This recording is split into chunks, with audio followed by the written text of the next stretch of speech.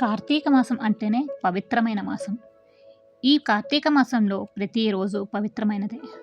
శివాయ విష్ణురూపాయ శివరూపాయ విష్ణువే శివస్య హృదయం విష్ణుం విష్ణోశ్చ హృదయం శివం. శివుడు విష్ణువు యొక్క రూపం, విష్ణువు శివుని రూపం. శివుని హృదయం విష్ణువు, విష్ణువు హృదయం శివుడు. శివకేశవుల అభేదాన్ని తెలిపేది ఈ కార్తీక మాసం.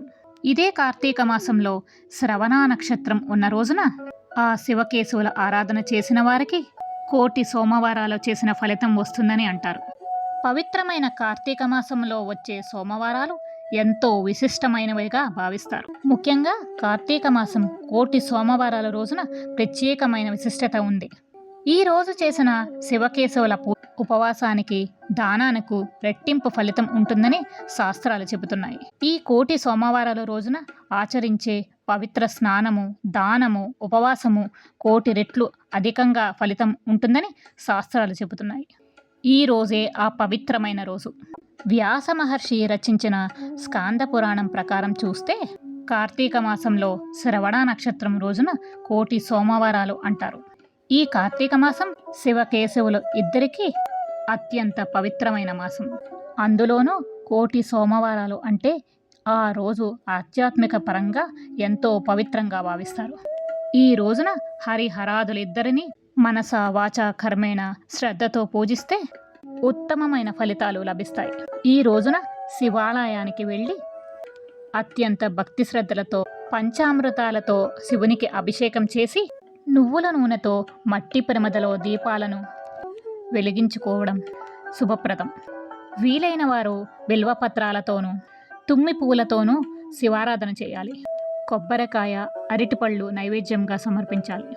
సాయంకాలం తరువాత యథావిధిగా స్నానం చేసి శ్రీ మహావిష్ణువు ఆలయానికి వెళ్ళి ఆవు నెయ్యితో దీపారాధన చేసి తులసిమాలను సమర్పించి ఆ శ్రీమన్నారాయణ్ణి ఆరాధించాలి.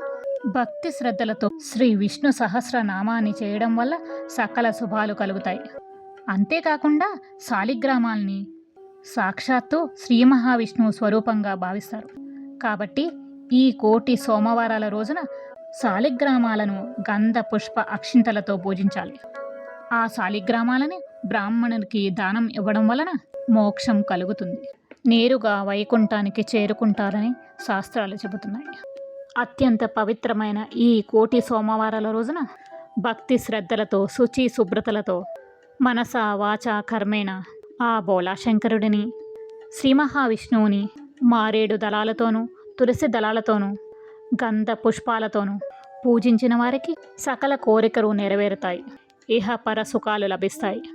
అత్యంత పవిత్రమైన ఈ కార్తీక మాసం రోజులను ఆ శివకేశవుల ఆరాధనతో నింపుకుని మన మనసులను ఆధ్యాత్మికతతో నింపి సుఖ సౌఖ్యాల్ని పొందాలని ప్రతి ఒక్కరూ ప్రత్యక్షంగా పరోక్షంగా ఆ శివకేశవుల ఆశీస్సులతో సంతోషంగా ఉండాలని భావిస్తూ సర్వే జన సుఖినో భవంతు. ఓం కార్తీక దామోదర వల్లభాయ నమః.